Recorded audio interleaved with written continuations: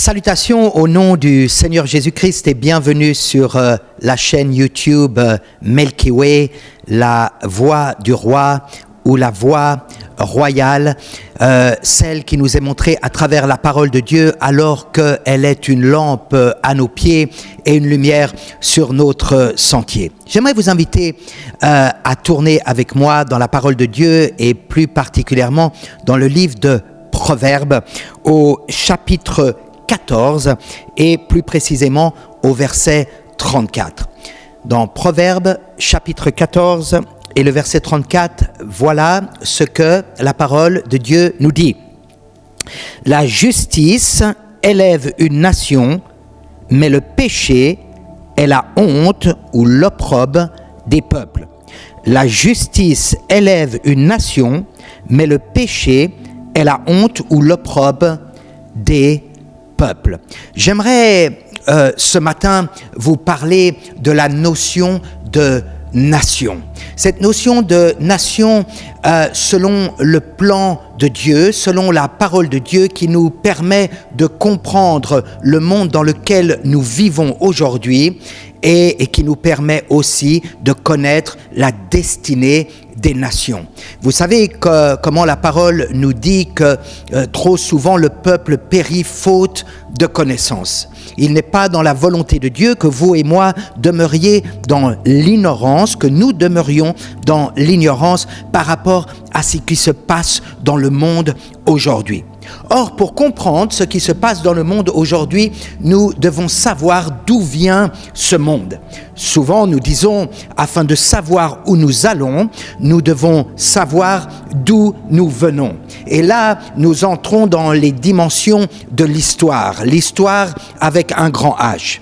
Pas l'histoire selon Napoléon qui disait et qui donnait comme définition de l'histoire que c'était une suite de mensonges sur lesquels nous nous étions tous mis d'accord. Non, une histoire qui, comme notre présent et comme notre avenir, est à la lumière de la parole de Dieu. Pour comprendre les nations et le concert des nations dans le monde d'aujourd'hui, nous devons remonter à Babel. Babel est le point de départ qui va connaître l'émergence des nations dans notre monde. De sorte que les nations ne sont pas un concept purement humain, ne vient pas d'une idéologie de l'homme, mais le concept des nations nous vient d'en haut, nous vient de Dieu, est une réponse du Seigneur au monde d'antan, au monde d'aujourd'hui et comme nous le verrons également au monde de demain. Que se passe-t-il exactement à Babel ? À Babel, nous lisons cela plus particulièrement dans Genèse chapitre 11.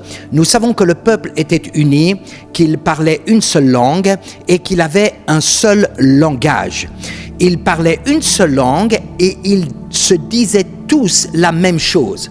Derrière cette opinion unique, il y avait une pensée unique. Nous savons comment sur la base de cette pensée unique, ils ont voulu construire cette tour qui montait jusqu'aux cieux, qui donnait également à cette société, à cette civilisation, une dimension religieuse. Dieu a répondu à une société uniformisée. Dieu a répondu de diverses manières. Il a d'abord amené le jugement. Le jugement en ce qu'il a amené la confusion à travers les langues. Nous savons comment, à travers la confusion des langues, il y a eu la dispersion du peuple. Et là, nous voyons un jugement de Dieu dans la séparation des peuples. Mais même dans le jugement de Dieu, il y a miséricorde. Et vous savez comment en Dieu, la miséricorde se réjouit par-dessus le jugement. Et la miséricorde de Dieu est tellement puissante, elle est tellement profonde, elle fait tellement partie même de la nature de Dieu que même dans le jugement, il y a miséricorde. Et cette miséricorde, on le trouve précisément dans l'émergence des nations. C'est-à-dire que ces peuples vont s'organiser et ces peuples vont devenir des nations. Qu'est-ce que nous entendons par nation ? Eh bien, il est de l'ordre naturel des choses que nous en donnions une définition à ce stade du message. Une nation est essentiellement faite de 3-4 éléments. D'abord, une nation, c'est un peuple. Ensuite, une nation, c'est une terre. Troisièmement, une nation est une constitution qui permet à ce peuple de vivre ensemble sur cette terre.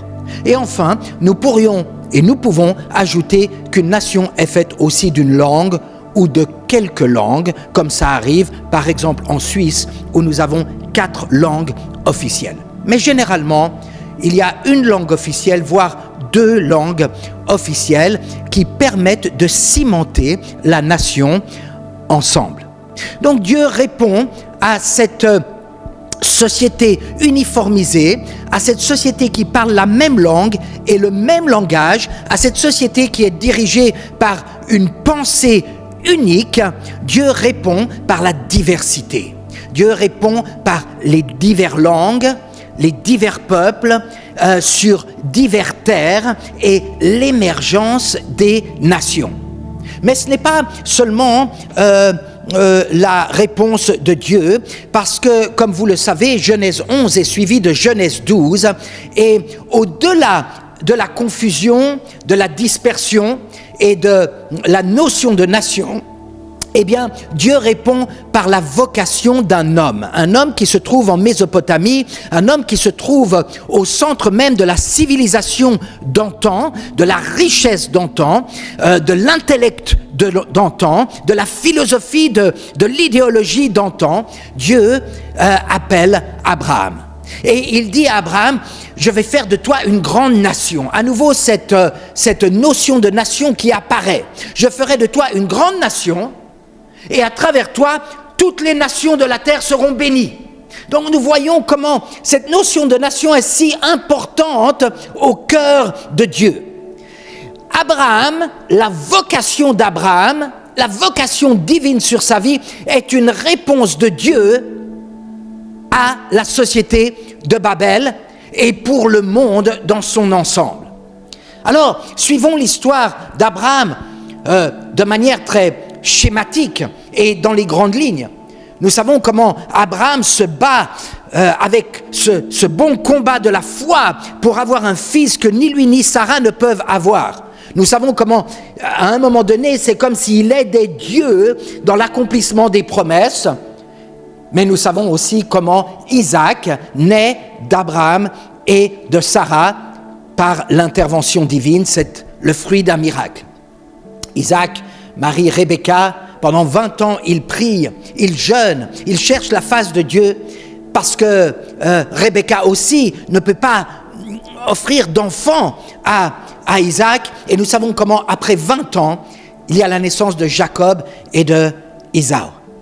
De Jacob va naître 12 fils, n'est-ce pas, qui vont former les 12 tribus d'Israël. Jacob est dans le devenir. Et nous savons comment ce soir-là, quand il combat dans la nuit avec l'ange, qu'il veut connaître le nom de l'ange, l'ange ne lui révèle pas son nom, mais donne à Jacob un nouveau nom. Tu ne seras plus Jacob, mais tu seras Israël. Jacob veut dire usurpateur, voleur, trompeur, menteur. Mais tu ne seras plus de ces choses. Ça ne fait pas partie de toi, ça ne fait pas partie de ton identité. Tu es dans le devenir. Moi, je t'appelle Israël, je t'appelle prince de Dieu. Donc Israël est un homme. Et ensuite, à travers ses fils, Israël devient une famille, une tribu. Et ensuite, 12 tribus qui constituent un peuple. Et nous savons comment ce peuple est dans l'esclavage en Égypte et comment Dieu le prend de l'Égypte, le délivre, le fait traverser la mer Rouge pour l'amener au désert et ensuite dans la terre promise. Dieu prend ce peuple, il l'amène au désert pour la terre promise. Un peuple, une terre, une langue, l'hébreu. Et Dieu, sur le mont Sinaï, leur donne les 10 paroles sur des tables de pierre, ou en d'autres mots, leur donne une constitution qui va leur permettre de vivre ensemble, de fonctionner ensemble. Ça va leur permettre d'avoir un modus operandi, un modus vivendi. Nous avons à ce stade-là la création de la nation d'Israël. Et nous lisons dans Exode chapitre 19 et verset 6 plus particulièrement, comment Dieu leur dit, mais si vous suivez mes voies, alors vous serez ma nation sainte, vous serez mon royaume de sacrificateurs. Parmi toutes les nations, Dieu fait émerger la nation d'Israël en témoin ou en témoignage à toutes les autres nations de la terre afin de leur donner l'exemple à suivre dans leur propre organisation. Il leur donne la notion de justice. Il donne au monde entier la notion de péché. Il donne au monde entier la révélation du Dieu d'Israël, mais qui n'est pas réservé à Israël, mais qui est le Dieu qui règne sur toutes les nations et sur tous les royaumes du monde entier. Et alors, nous vivons certaines brèches à travers des prophètes que Dieu va envoyer, non seulement à la nation d'Israël, mais aussi aux autres nations. Nous pensons à Jonas, qui part pour Ninive, qui est le premier prophète envoyé dans les nations. Mais nous pourrions penser à Ézéchiel ou encore à Daniel, qui se tient à côté des grands de ce monde, parmi lesquels Nebuchadnezzar et Darius et Cyrus. Et là, il y a le témoignage de la révélation de Dieu, de la parole de Dieu à des hommes qui règnent sur des nations, des royaumes, même sur des empires. Nous savons comment, à travers la nation d'Israël, Dieu manifeste, révèle sa volonté à Israël, mais aussi à tous les peuples de la terre. Ensuite vient le Messie, le Christ, Jésus-Christ. Et il est dit de Jésus-Christ, alors qu'il vient de naître, qu'il est la gloire d'Israël et la lumière des nations. Ce Jésus-Christ va rester confiné en Israël, où il va concentrer son œuvre, son enseignement, sa prédication, allant de village en village, de contrée en contrée. Mais à un moment donné, il va envoyer ses disciples, qui sont devenus ses apôtres, dans le monde entier, afin de faire de toutes les nations ses disciples. En réalité, quand Jésus meurt sur la croix du Calvaire, comme Caïphe, le souverain sacrificateur de l'époque, nous le dit, poussé par le Saint-Esprit, il faut qu'il meure pour la nation d'Israël, et non seulement pour la nation d'Israël, mais pour toutes les nations de la terre. Alors que Jésus-Christ se confine à Israël, en réalité, son œuvre est faite pour toutes les nations de la terre, alors que son désir est de les voir le suivre à la lumière qu'il leur donne. Jésus-Christ, la gloire d'Israël et la lumière des nations. J'aimerais vous inviter maintenant de tourner avec moi dans le livre de Matthieu, au chapitre 24, un discours de Jésus à ses disciples et qui présente un panorama de l'histoire à venir alors qu'il se tient sur le mont des Oliviers et qu'il arrive au terme de son ministère terrestre. Dans Matthieu 24, et particulièrement les versets 12, 13 et 14, voici ce qu'il nous est dit. Et parce que l'iniquité se sera accrue, l'amour du plus grand nombre se refroidira. Mais celui qui persévérera jusqu'à la fin sera sauvé. Cette bonne nouvelle du royaume sera prêchée dans le monde entier pour servir de témoignage à toutes les nations. Alors viendra la fin. Vous vous rappelez, dans Proverbe 14, verset 34, il est dit que la justice élève une nation, mais que le péché est une honte ou une opprobre au peuple. Eh bien, nous avons ici la confrontation à la fois de la justice de Dieu et du péché des hommes.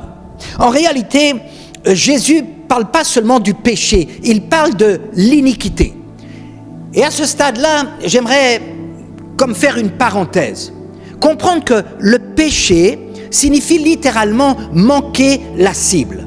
Parce que vous, parce que moi, nous avons une destinée, une volonté générale de Dieu telle qu'elle nous est révélée dans sa parole, mais aussi une volonté particulière de Dieu dans nos circonstances. Et que chaque fois que nous manquons la volonté de Dieu, eh bien, nous péchons.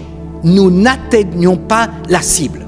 Nous sommes ici sur cette terre, nous avons été placés, pas seulement par la volonté des hommes, mais par la volonté de Dieu, afin d'accomplir sa volonté dans notre vie. Et donc, la Bible nous dit que nous avons tous péché, que nous sommes tous privés de la gloire de Dieu. Mais la Bible ne parle pas seulement du péché, il parle aussi de la transgression. La transgression, c'est une fois que nous connaissons la justice de Dieu, les lois de Dieu, si nous nous détournons de cette justice, de ces lois, nous les transgressons, c'est aussi une forme de péché. Nous pouvons transgresser la parole de Dieu à travers ce que nous faisons ou à travers ce que nous ne faisons pas. Mais la Bible ne parle pas seulement de péché ou de transgression, la Bible, ici, nous parle d'iniquité. Et l'iniquité a une signification bien particulière. Ça va au-delà du péché, au-delà de la transgression des lois de Dieu. L'iniquité, c'est une vie sans loi et sans foi. C'est une vie où on rebrasse les cartes. C'est une vie où on fait fi de toutes les lois de Dieu. On ne veut pas les voir, on les occulte, on les ignore. On fait comme si elles n'existaient pas. Nous vivons actuellement une période de l'histoire où, particulièrement dans le monde occidental, nous ne voulons plus voir les voies de Dieu, les voies de Dieu et les lois de Dieu. Nous voulons vivre une vie autodéterminée où nous nous fixions nos propres lois. Une forme d'anarchie, si vous voulez, en quelque sorte, où ça pourrait avoir l'apparence d'une anarchie, mais en réalité, ça va bien au-delà de l'anarchie. Nous sommes prêts à pointer notre poing vers Dieu et contre Dieu. Nous sommes prêts à remettre en question absolument toute sa parole et toutes ses lois, même les plus fondamentales, telles que les lois que Dieu a prescrit entre un homme et une femme. Nous sommes dans un temps où l'iniquité abonde et l'amour du plus grand nombre se refroidira, la parole de Dieu nous dit.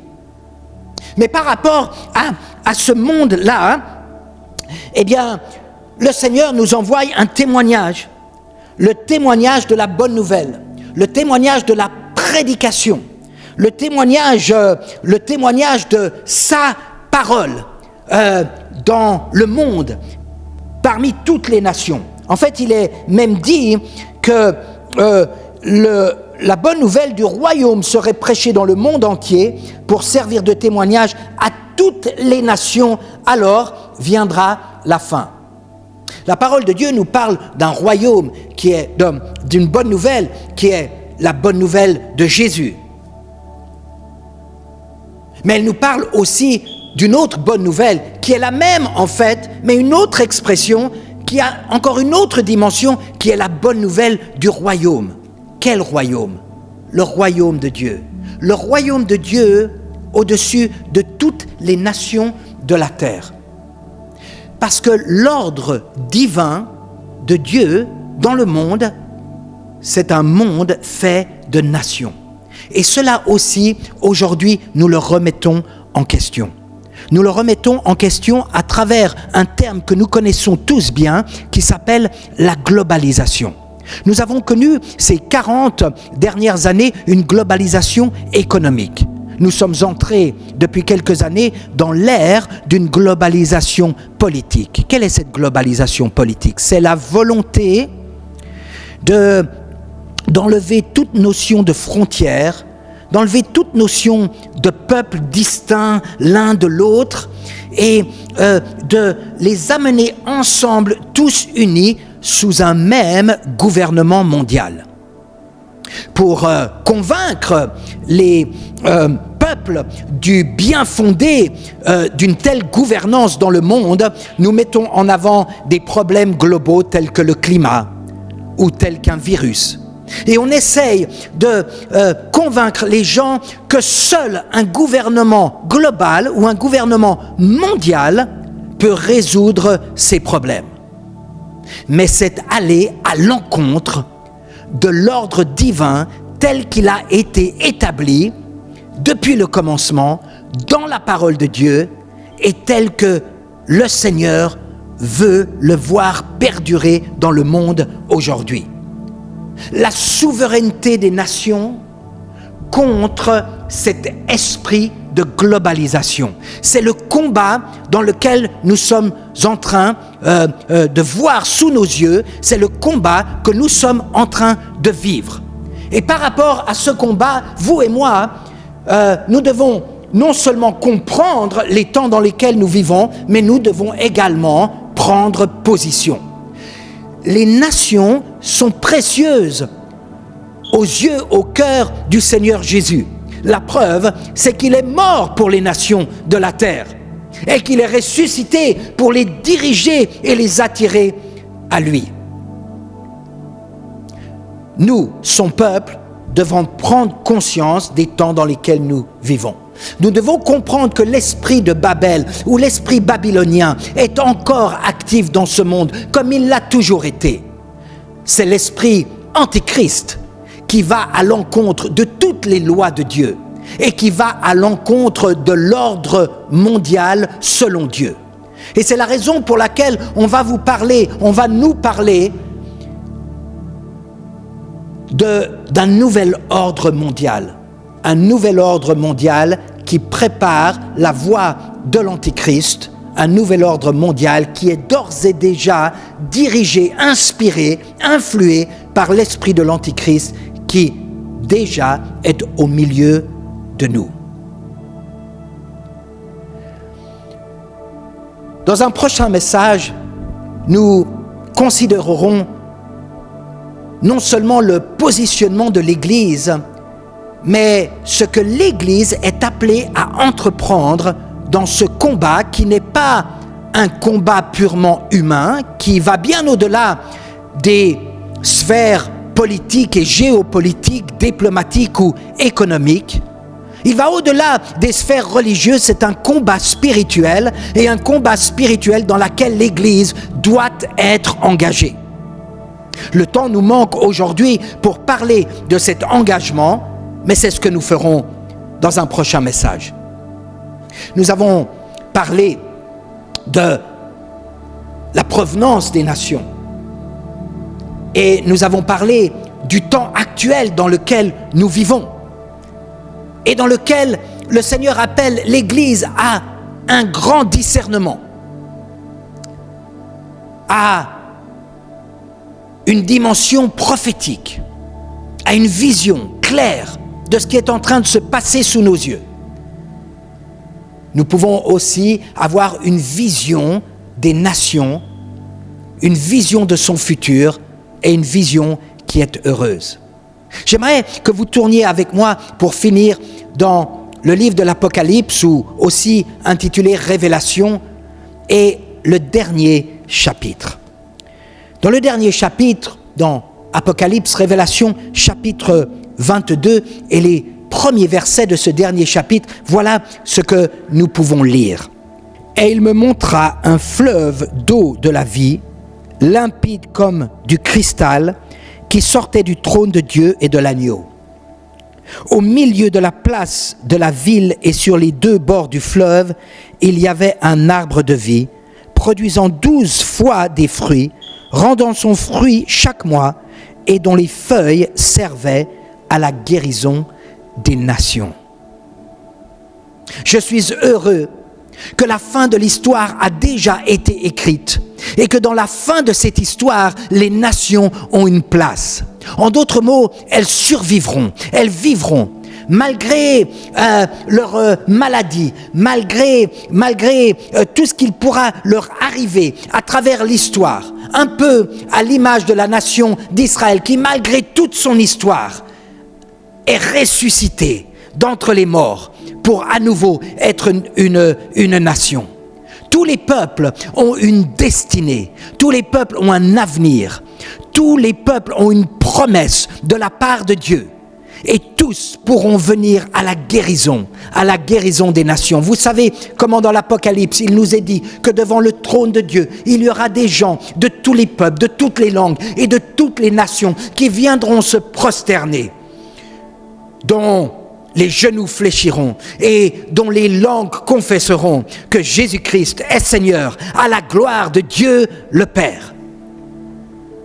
Eh bien, c'est là une vue de l'avenir réjouissante. Et nous, vous et moi, nous voulons marcher, proclamer, déclarer les promesses de Dieu pour vos nations, pour ma nation, pour les nations de toute la terre qui ont une place légitime, réservée dans le plan de Dieu. J'aimerais, avec moi, vous encourager et vous inviter maintenant à prier pour nos nations. Seigneur Jésus, nous avons mentionné comment ta parole est une lampe à nos pieds, une lumière sur notre sentier. Cela est vrai de nous à titre personnel, à titre collectif, cela est vrai des nations également. Et toi qui es la gloire d'Israël et la lumière des nations, nous prions que tu brilles dans ce monde entier. Nous prions, Seigneur, que la bonne nouvelle du royaume de Dieu soit prêchée dans toutes les nations, aujourd'hui plus que jamais auparavant. Nous prions, Seigneur Père, que alors que ta parole est prêchée, des vies soient impactées, des sociétés soient impactées, de la tête aux pieds, toute classe sociale confondue. Nous prions que ta parole ait un accès dans tous les domaines de la société, dans tous les domaines de la vie, ait un accès au sein des familles, au sein des couples et au sein des cœurs. Nous prions pour la transformation d'hommes et de femmes, afin qu'en toi, ils deviennent de nouvelles créatures et qu'ils puissent commencer une nouvelle vie. Seigneur, nous prions que tu sois gracieux sur nos nations et que même dans un temps de jugement, nous voyons la miséricorde se réjouir par-dessus le jugement. Seigneur, merci parce que tu nous donnes des promesses pour toutes les nations de la terre, celles de leur guérison, celles de leur pérennité. Nous les bénissons en ton nom, au nom de Jésus-Christ. Amen. Mes salutations au nom de Jésus-Christ, que le Seigneur vous bénisse, qu'il vous garde, qu'il brille sur vous, qu'il vous donne sa grâce, qu'il tourne sa face vers vous, vous donne sa faveur et qu'il vous donne sa paix, son shalom. Au nom de Jésus. Amen.